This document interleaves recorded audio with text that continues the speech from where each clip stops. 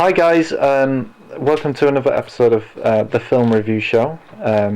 This week's episode is about Harold and Maude, and I'm delighted to say I'm joined by Matthew Kelleher on the right and Oliver O'Dell on the left.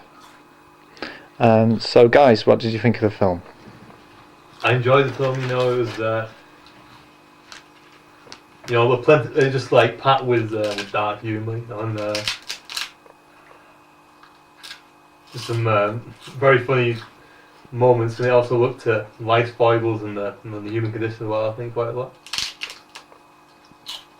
I'm just I'm having to come up with a lot of film material while all these it's saved the trouble of having stuff to say by making a noise with a prawn cracker. Thought it was really good. I think the film is about friendship more than anything, but they kind of fall in love. She's hard to imagine because he's like 12 and she's like 80, and so if love does exist, I suppose that film could happen. Making it a good film. What was notable was its jangly, folksy soundtrack. I think all the songs from the film were provided by Cat Stevens, wasn't it? Uplifting soundtrack, which Jamie wants to learn on the guitar. That's true. Yeah. I think the film, like it was obviously made in the early 70s, but the themes in it are timeless. I think it was if it was remade today, the kid that played Napoleon Dime. Yeah, something like that. Would have been the ideal choice. The kid is a very role. weird-looking kid. He's got You don't know if he's like 12 or he's like 20 odd. Yeah. We're guessing he's like 20. He's probably about 20. The kid that played him. Yeah, but he could easily pass for 13. And one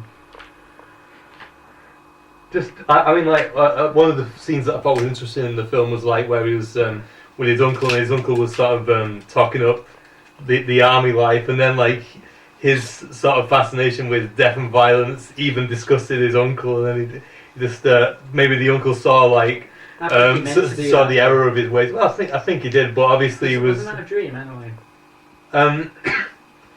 It's quite surreal. It's hard to know what's real and what isn't in the film, but a lot of it is symbolism as well, isn't it? Yeah, so it's like this kid who's got this mother who's overly controlling and who, frankly, he's sick of.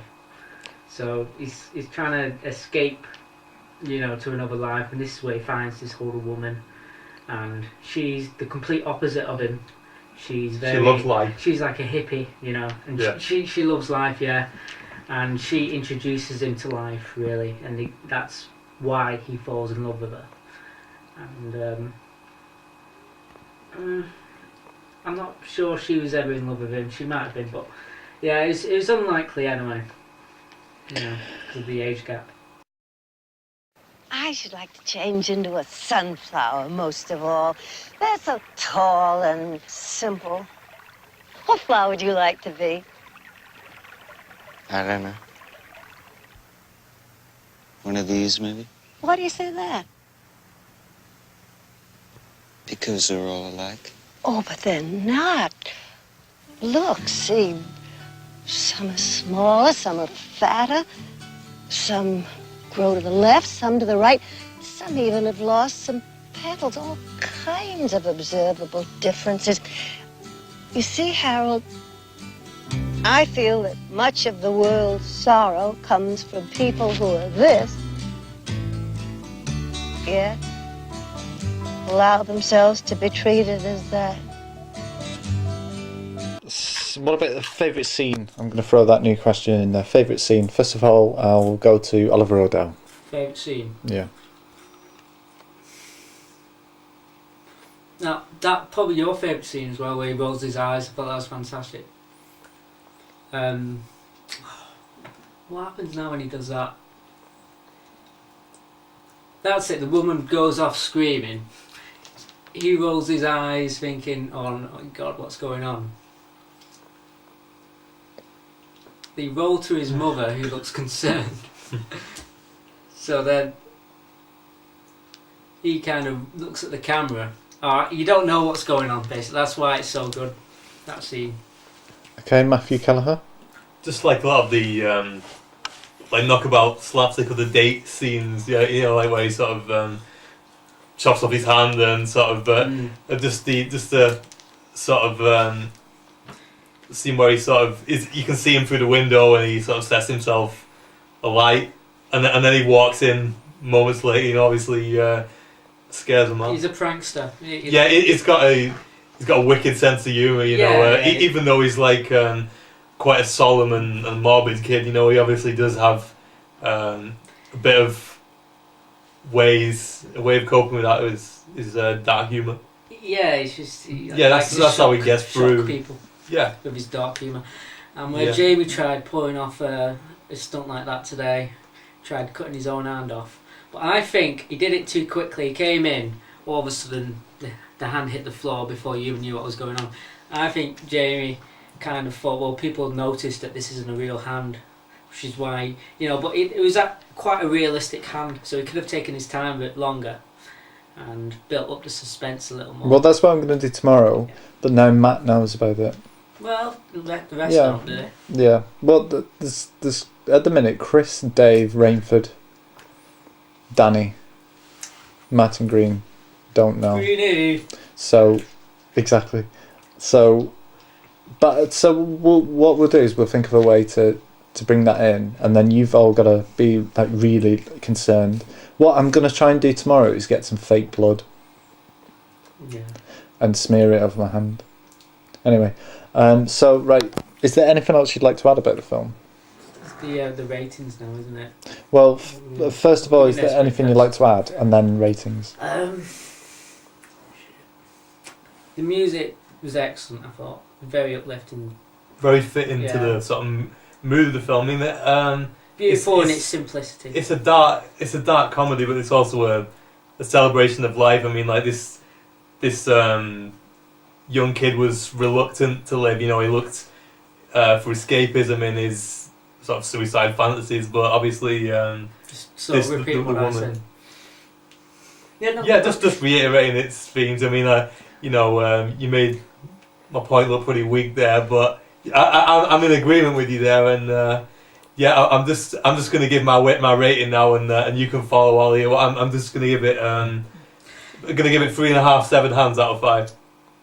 Yeah. So I think this kid doesn't know how good he's got it, to be honest. He's got this big house in the country. He's obviously from a wealthy family. He's not happy. And he's not even happy, and he's got all that money, you know.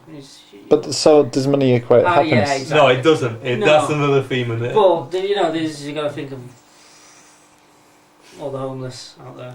You know, you got to in this day and age. Yeah, I think like it lost out on 1.5 7 hands because it didn't sort of touch on that issue. If it did, you know, would have been a perfect score. But you know, it's just a missed opportunity there. But Okay, Oliver. Max out of whatever. Max out of whatever. It's definitely better than Danny Outlaw. Yeah, Outlaw. Danny Dyer's out. Yeah. Yeah. And probably that other one we watched with the going insane over. I failed in England. That was the second episode, by the way, guys. Going into a field, taking LSD and going insane and killing each other. That's that. I'll give this one a mark higher. I think I'll give it not quite a mark. 4. 7 pumpkins out of 10. You see, I think you gave Field in England 7 as well. No, it's a better 7. 6.5. Oh, 6.5. So you'd only give it half a mark more. Yeah, but And that you half hated the mark last one. is a wolf. You know, it's a big gap. You know, between like 6 and 10. It's a big gap. Okay. Yeah. Okay. So 7. And 7. no, yeah. For I once. think we're in agreement there. It's, yes, it's we're in agreement. Solid 7. Yeah. Good shot there. All right. Well, thanks guys for your viewing review. We enjoyed it. Yeah, we enjoyed being here. Yeah. Hopefully now I'm going to start putting on the Led Zeppelin track over the end of this, but I'd just like to say thanks, guys, for watching it. And hopefully we'll see you soon for another film review show. I certainly hope so. It was great. Oh yeah. Yeah. All right. Thanks. See you next time. Bye. Next time. Bye. Bye bye.